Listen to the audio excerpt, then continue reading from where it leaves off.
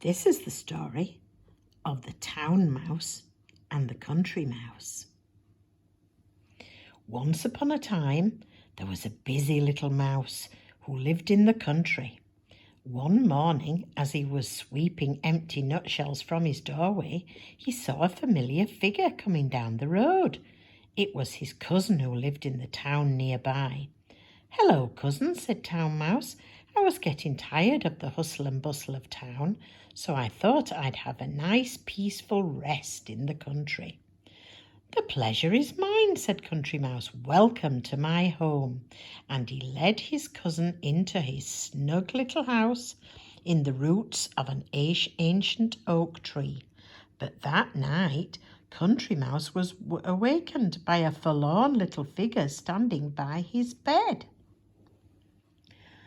"Oh, cousin," said Town Mouse, "I'm so frightened. I couldn't get to sleep because your straw mattress tickled me so, and then I heard terrible rustling and scurrying noises outside." Country Mouse listened. "Those are just ordinary country sounds," he said. "You'll find that you soon get used to them." The next day, Country Mouse got busy as usual, picking berries and seeds and to store for the winter. "Come and help me," he said to his cousin. But Town Mouse didn't like doing hard work or getting his hands dirty.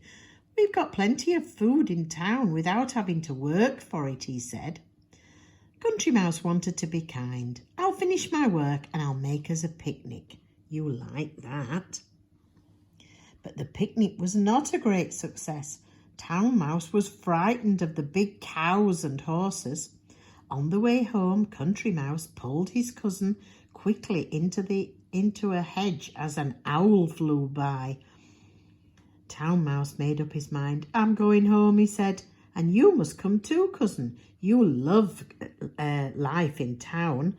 There's no work to do, and you sleep on real feather beds and eat delicious food.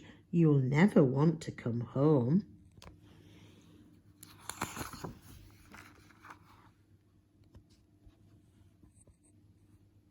So Country Mouse set off with Town Mouse, and after a long day's journey, they reached the town and came to the big house where the Town Mouse lived.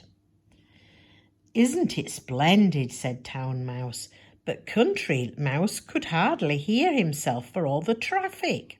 Inside the house was large and luxurious. "I'm afraid of getting lost," said Country Mouse nervously. The mice had all the food they could eat from the pantry, but Country Mouse found it too rich and sweet. "I think I'll go to bed now," he said. "I don't feel very well."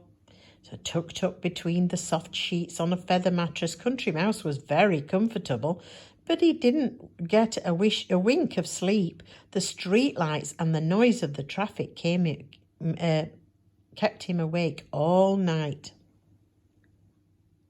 There he is eating all that rich food. The next morning, Town Mouse whisked Country Mouse out of the way just as a large cat was about to catch him for breakfast. It was the last straw. "Thank you so much for having me to stay," said Country Mouse, "but I'm going straight home." It was a very tired little mouse who arrived back at the old oak tree that evening, but Country Mouse snuggled down in his old straw mattress with a great big smile on his face. "Visiting is very nice," he said, "but there's no place like home." The end.